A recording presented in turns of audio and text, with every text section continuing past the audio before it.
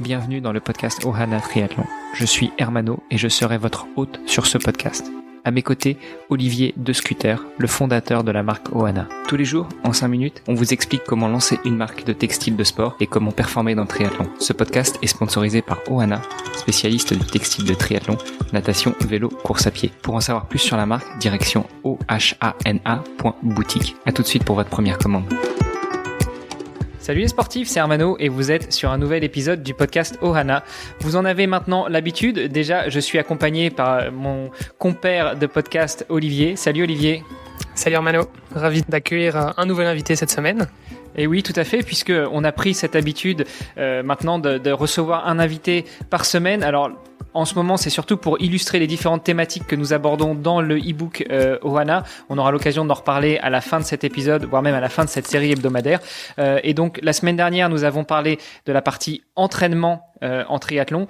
Aujourd'hui, on vous propose de parler d'un sujet qui potentiellement peut toucher tous les triathlètes et peut-être même tous les athlètes, à savoir la blessure. Et pour nous accompagner dans cette série hebdomadaire où nous allons nous poser plein de questions, eh bien nous avons choisi l'un des co-rédacteurs de ce e-book, spécialiste de santé, à savoir Mehdi. Salut Mehdi. Oui, bonjour Hermano. Ravi de participer à votre podcast. C'est une première pour moi. Bah écoute, on va essayer d'être sympa et accueillant. Mehdi, ce que je te propose déjà, avant même de rentrer dans le vif du sujet, c'est de te donner la parole pour que tu te présentes. Qui es-tu? Que fais-tu dans la vie? Et en quoi es-tu un spécialiste de la santé, particulièrement sur le traitement des blessures? Voilà Hermano, alors je suis ostéopathe depuis 2016, c'est assez récent. J'ai suivi une formation à l'Université libre de Bruxelles. J'ai pu ouvrir un cabinet directement dans la foulée, puis un an après, je suis parti en Polynésie française où j'ai eu l'occasion d'accompagner pas mal de sportifs et dont la délégation de Tahiti pour les championnats olympiques du Pacifique. Et ça m'a permis d'accompagner énormément de sportifs et dans la prévention des blessures, la prise en charge des blessures. Alors, avant leur entraînement, pendant leur entraînement, sur le terrain, pendant les compétitions. Et par la suite, ça m'a ouvert des portes pour travailler avec d'autres équipes. Le VAA, qui est une sorte de pirogue là-bas, très courante.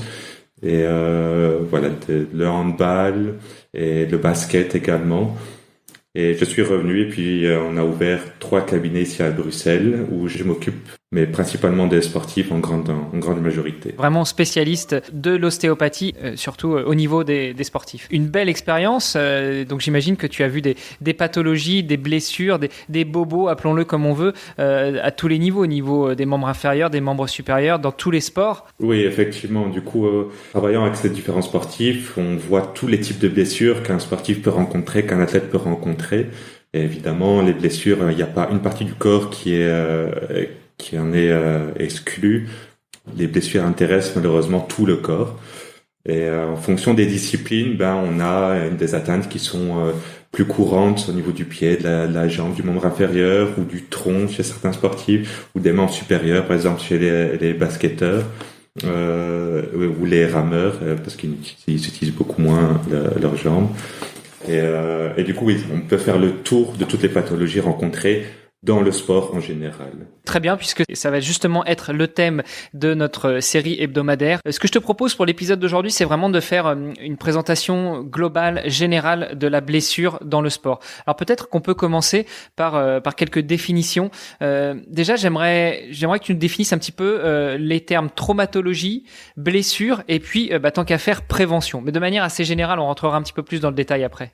Alors, c'est assez simple. La traumatologie, comme on l'entend, c'est tout ce qui est traumatisant, traumatique au niveau du corps, et ça concerne toutes les blessures que l'on peut rencontrer dans le sport. Alors, ça englobe aussi bien des blessures des tissus mous, comme des tendinites, des claquages, ce genre de choses, que des macro-traumatismes, qu'on dit plus couramment, qui sont liés à des chutes, à des chocs directs, et du coup, là, on entend les fractures, les luxations. Ça, c'est la traumatologie du sport. Alors, les blessures, il y a une déchirure au sein même d'un tissu, et du coup, elle peut être ressentie ou pas. Des micro-traumatismes, des micro-blessures au sein d'un tendon ou d'un muscle ne sont pas forcément ressenties, et c'est leur accumulation qui vont envoyer un message nociceptif et un message de douleur à l'athlète, à la personne, et à ce moment-là, il y a un problème et on rentre vraiment dans la traumatologie pure. Et le troisième terme, la prévention. Ben évidemment, la prévention, je pense que c'est un terme qu'on connaît tous, c'est éviter, prévenir ces douleurs-là et savoir quels sont les modèles d'étirement, les modèles d'exercice, la façon de faire pour éviter d'avoir ces blessures-là. Olivier, est-ce que tu avais déjà une première question pour notre spécialiste du jour? Bon, c'est vrai qu'on est en train de rédiger le e-book tous ensemble, et donc Mehdi a sa propre partie sur la prévention des blessures. Et donc voilà, j'ai pu déjà lire en avant-première les premières pages, et il parlait notamment d'un pourcentage de blessures selon les disciplines. Et je trouvais que c'était particulièrement intéressant. On peut peut-être revenir dessus, Mehdi? Oui, bien sûr. Et effectivement, quand on reprend les chiffres dans le triathlon, on compte que 2% de blessures en natation, contrairement au cyclisme où il y a 5%, et la majorité des blessures rencontrées sont lors de la course à pied. Je crois que le chiffre que tu avais donné, c'était 71% en course à pied, 5% en cyclisme, 2% en natation. On n'est pas à 100% là. Non, il y a 22% d'autres blessures. Ça intéresse alors tout ce qui est matériel sur lesquels on peut pas jouer forcément. Le climat, un défaut du matériel, passer inaperçu, mais principalement les antécédents de blessures qu'a pu rencontrer le sportif. En parlant d'antécédents, un sportif qui a eu une tendinite récurrente, s'il en a déjà eu au préalable plusieurs fois, son tendon cicatrise de manière différente et du coup réagira de manière différente. S'il n'a pas conscience de ces petits traumatismes qu'il a eu ou qu'il les a mal pris en charge par le passé, ça influence toutes les disciplines, aussi bien en natation, en cyclisme, à la course à pied. Bref, dans sa vie quotidienne, il peut y avoir une atteinte également. Alors, juste avant de passer à la dernière partie de l'épisode du jour où on va aborder de manière assez générale la prévention des blessures, enfin la définition de finalement qu'est-ce que c'est que la prévention des blessures, on s'était dit qu'on allait faire un petit tour de table virtuel des différentes blessures que l'on a déjà rencontrées. Olivier, je te donne la parole. Qu'as-tu déjà rencontré comme blessure dans le triathlon? Moi, dans le triathlon, effectivement, ça venait de la course à pied, donc c'est assez en accord avec les pourcentages que Mehdi nous donnait à l'instant. J'ai souffert l'année passé du syndrome de l'essuie-glace. Je pense que c'est un grand classique. Effectivement. Et donc effectivement, ça m'a mis, on va dire, un petit peu au repos. On va dire que ça m'a calmé pendant quelques semaines. C'était la première fois que ça m'arrivait, donc c'était évidemment un petit peu flippant et surtout très frustrant parce que quand ça arrive au mois de début juin, avant les gros objectifs de l'année, c'est clair que ça fait toujours un petit peu peur. Mais bon, voilà, ça s'est rétabli avec évidemment un bon accompagnement et j'ai pu m'en remettre assez rapidement. Effectivement, je crois que tu avais parlé 6 semaines avant les compétitions. C'est très proche. Oui, c'est très proche des compétitions. C'était à peu près ça, oui. Tout à fait. Je pense que tu as un corps qui réagit bien parce que quelquefois, le syndrome des essuie-glaces, il faut presque 2 mois pour pouvoir passer outre. Oui, effectivement, c'était ce qu'on m'avait donné aussi. Et toi, Mehdi, de ton côté, est-ce que tu as déjà rencontré des blessures liées à l'entraînement? Alors, rencontrer, oui, c'est mon métier, c'est d'essayer de soulager du coup les personnes qui souffrent de douleurs.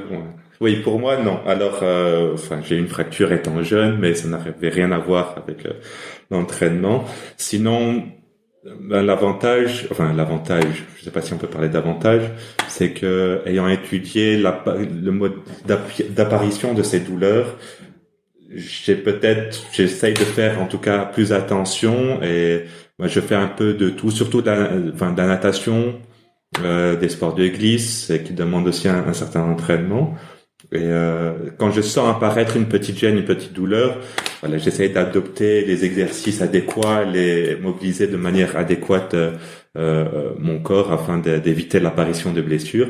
Et puis l'avantage aussi, c'est qu'ayant fait mes études, j'ai beaucoup de confrères qui sont kinés, ostéo, masseurs, massothérapeutes sportifs. Du coup, dès qu'il y a un petit bobo, je vais les voir. En fait, ce que tu es en train de nous expliquer, clairement, c'est que tu mets en place un système de prévention des blessures. Oui, je me préviens moi-même de mes blessures, effectivement. Et c'est ce que j'essaye de sensibiliser les personnes que je suis à ça. J'ai l'habitude de dire qu'il n'y a pas meilleur médecin que soi-même, mais pour savoir quand il y a un problème qui arrive, il faut connaître son corps. Et c'est pour ça que j'aime bien travailler avec les sportifs, c'est que ce sont des personnes qui poussent à bout leur corps, en tout cas qui le sollicitent de manière plus importante qu'une personne normale, et du coup qui ont plus conscience de leur corps. Et s'il y a une tension, une petite blessure, une inflammation, savoir déjà distinguer ce qu'est une inflammation d'une autre blessure, c'est savoir écouter son corps et savoir réagir en conséquence. Je suis tout à fait d'accord avec toi, Mehdi. Alors, je faisais déjà du sport avant, mais le fait de m'être mis au triathlon, ça m'a permis effectivement de beaucoup mieux connaître et comprendre aussi surtout le fonctionnement de mon corps. Et toi, Hermano, du coup, c'est quoi tes grosses blessures que tu as eues dans ta longue carrière sportive? Longue carrière entrecoupée de grands espaces vides.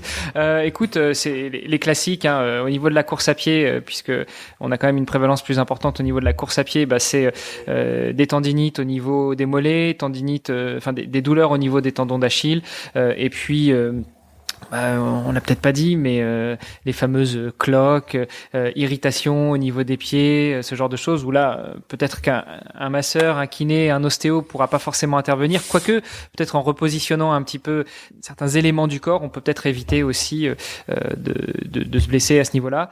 En vélo, ce sont plus des causes externes, on va dire des chutes de vélo ou des accidents avec des véhicules. Et puis en natation, comme je le disais, aucune blessure, en tout cas pas qui m'ait marqué. Donc je pense qu'on est bien dans les pourcentages annoncés par Mehdi. Parfait. Messieurs, je vous propose qu'on en reste là aujourd'hui pour l'épisode assez général sur le thème que l'on va aborder cette semaine. Demain, on reviendra justement sur la prévention des blessures en natation. Et donc, on verra un petit peu quels sont les différents types de blessures que l'on peut rencontrer en natation et comment prévenir ces blessures. Parfait. Merci, Hermano. Parfait. Salut, Hermano. Salut, Mehdi. À demain. Salut. Merci. À demain. Ce podcast est sponsorisé par Ohana. Pour en savoir plus sur les textiles et les valeurs de la marque, rendez-vous sur ohana.boutique. ohana.boutique. À tout de suite pour votre première commande.